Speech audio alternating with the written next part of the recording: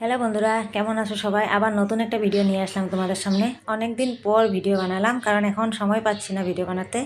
মেয়ের যতদিন না এক্সাম শেষ না হয়, তো সবারই এক্সাম চলছে। তো সকালে দেখতেই পাচ্ছ সব আশি কাজ শেষ করে, তো ঘরের বাড়ির কাজ তো আর শেষ হবে না কোনো দিন।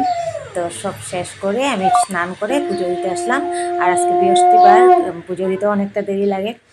তো আর রাতের বেলা আমি সব বাসন টাসন মেজে রাখি, কারণ সকালবেলা অনেকটা কাজ থাকে, তার জন্য আমি রাতের বেলা বাসন টাসন মেজে রাখি। সকালবেলা সুবিধা হয়, একলা হাতে সব করতে হয়, তো তার জন্য। তো পুজো টুজো দিয়ে আমার কমপ্লিট হয়ে গেল। তারপরে বসিয়ে দিয়েছি চা। আর মেয়ে তো ঘুমিয়ে আছে, কারণ অনেক রাত হয়ে গেছিলো ওর পড়তে পড়তে।